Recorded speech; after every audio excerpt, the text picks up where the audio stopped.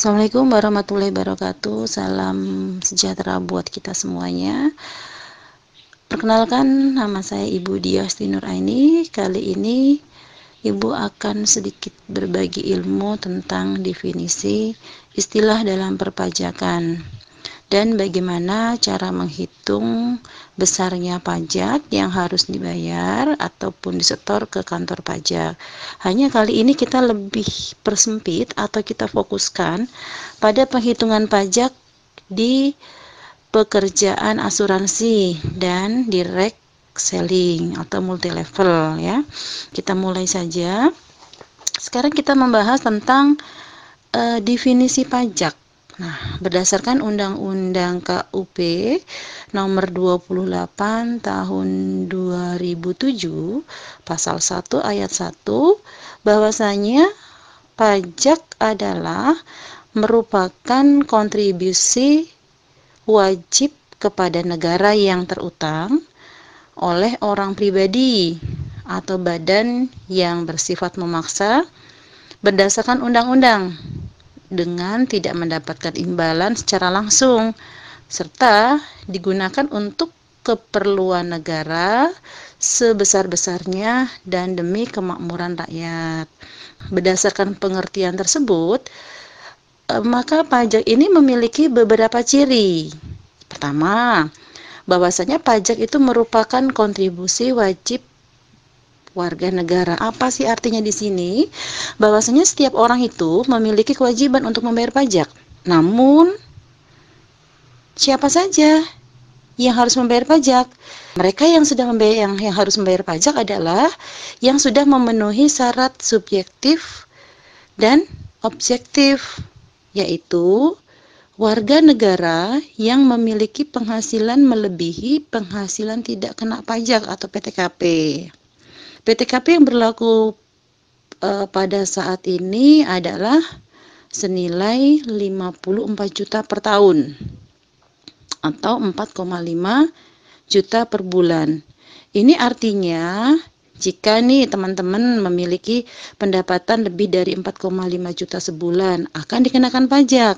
Sementara bila teman-teman adalah seorang pengusaha atau wira swasta dengan omset tarif PPh final 0,5% berlaku dari total peredaran bruto atau omset sampai dengan pendapatannya adalah 4,8 miliar dalam 1 tahun pajak. Ini berdasarkan dengan PP 23 tahun 2018. Kemudian yang kedua dikatakan bahwasanya pajak bersifat memaksa untuk setiap warga negara. Jika seseorang sudah memenuhi syarat subjektif maupun objektif, maka wajib untuk membayar pajak. Dalam Undang-Undang Pajak juga sudah dijelaskan, jika seseorang dengan sengaja tidak membayar pajak yang seharusnya dibayarkan, maka ada sanksi. Sanksi ini bisa berupa administratif ataupun hukuman secara pidana. Lalu ciri yang ketiga adalah warga negara tidak mendapatkan imbalan langsung. Pajak berbeda dengan distribusi ya teman-teman ya. Kalau kita bicara retribusi itu contohnya adalah pada saat kita parkir. Pada saat kita parkir kita mendapatkan manfaat parkir dan kita membayarkan sejumlah uang.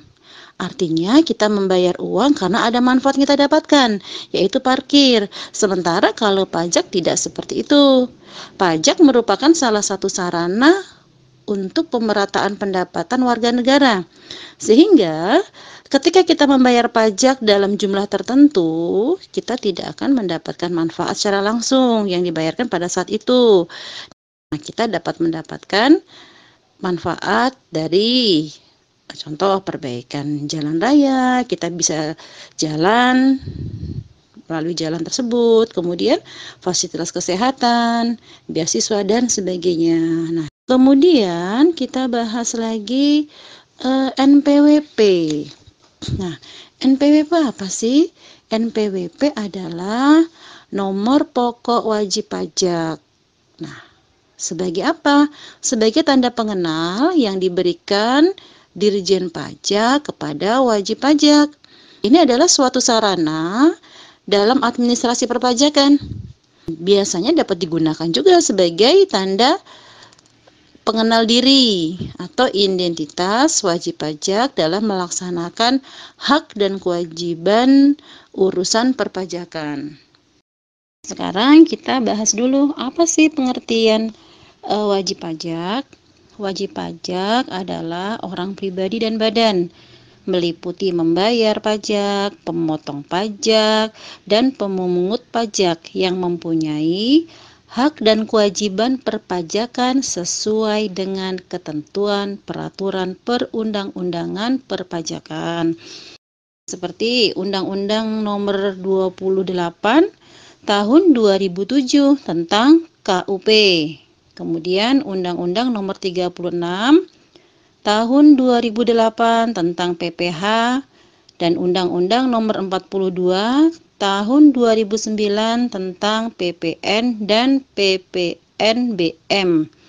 Wajib pajak tersebut tadi dari apa? Ada tadi wajib pajak pribadi, ya kan? Wajib pajak badan, kemudian wajib pajak bendahara sebagai pemungut dan pemotong pajak. Sekarang kita uraikan satu-satu ya. Kita mulai dari wajib pajak pribadi. 1. Wajib pajak orang pribadi yang mempunyai penghasilan dari usaha. Jadi wajib pajak yang mempunyai usaha, dia dikenakan pajak. Gitu. Yang kedua, wajib pajak orang pribadi yang mempunyai penghasilan dari pekerjaan bebas. Contoh, selain dia bekerja, dia juga pekerjaan lain seperti dia menjadi agen asuransi, ataukah dia mengerjakan ada bisnis sebagai direct marketing atau multi level. Nah, seperti itu. Kemudian yang 3, wajib pajak orang pribadi yang mempunyai penghasilan dari pekerjaannya. Ya, memang dia bekerja. Jadi, kalau seseorang dia mempunyai 3. 1, dia memang sebagai pekerja. Contoh dia bekerja di perusahaan. Di rumah dia punya usaha juga, dan dia juga sebagai contoh dia member Avail atau dia sebagai agen asuransi. Nah, ketiga-tiganya mesti dikenakan pajak sebagai wajib pajak orang pribadi. Kemudian yang kedua adalah wajib pajak badan, meliputi badan milik pemerintah seperti BUMN dan BUMD. Yang kedua, badan milik swasta seperti PT, CV, koperasi, lembaga, dan yayasan. Kemudian wajib pajak bendahara sebagai pemungut dan pemotong pajak. Wajib pajak bendahara ini meliputi ada 5 ya. 1, bendahara pemerintah pusat. Kemudian pusat dulu ya. Kemudian bendahara pemerintah daerah. Ketiga, bendahara pemerintah desa. Keempat, Badan Layanan Umum atau yang disingkat dengan BLU. Badan Layanan Umum Daerah atau kalau disingkat BLUD. Berdasarkan tempat pendaftarannya pun, maka wajib pajak terdiri dari 1, wajib pajak yang berdomisili atau tunggal. Kedua, wajib pajak pusat. 3, wajib pajak cabang dan wajib pajak orang pribadi tertentu. Itu adalah definisi dari wajib pajak. Kemudian ada PTKP. PTKP itu adalah pendapatan tidak kena pajak yang gunanya atau berfungsi sebagai pengurang. Setiap orang beda-beda.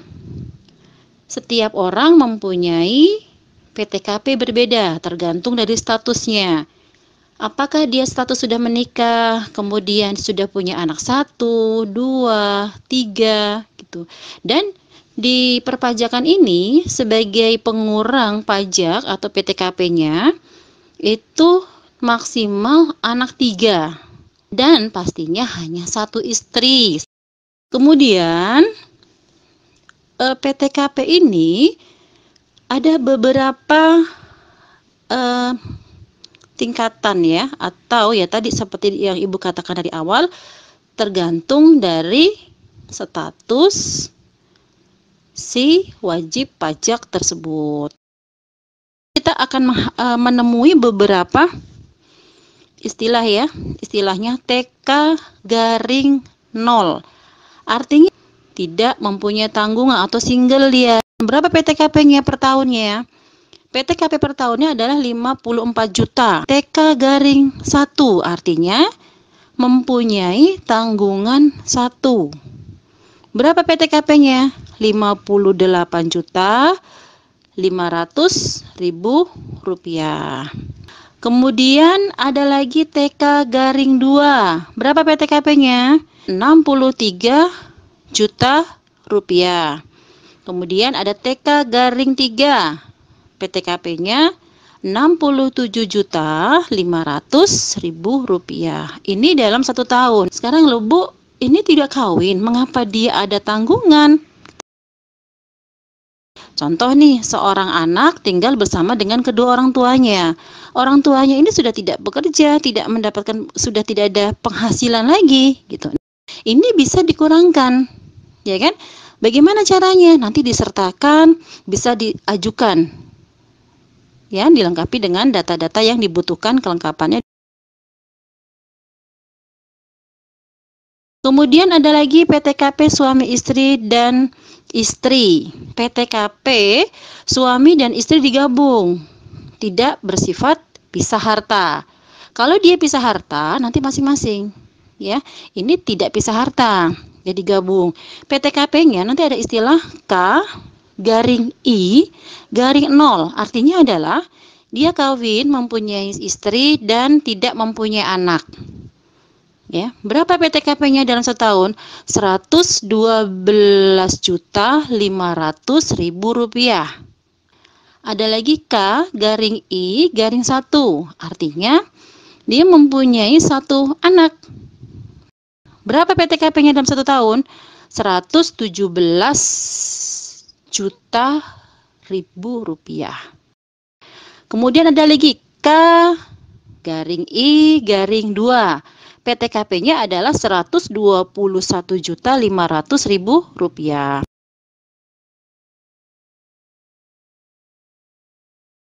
PTKP didapatkan oleh setiap wajib pajak, tergantung dari kondisi dan statusnya ya, status si wajib pajak tersebut.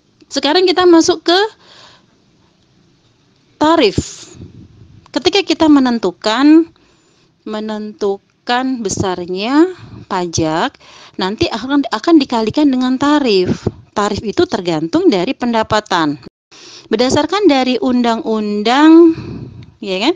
Undang-undang tentang tarif, itu ada tarif sesuai dengan pasal 17 ya. Sesuai dengan pasal 17. Tergantung dari pendapatan nih, dia bersifat progresif. Jadi kalau seseorang pendapatannya 0 sampai 50 juta, maka tarif 5%. Ini tarif jika si wajib pajak tadi mempunyai NPWP.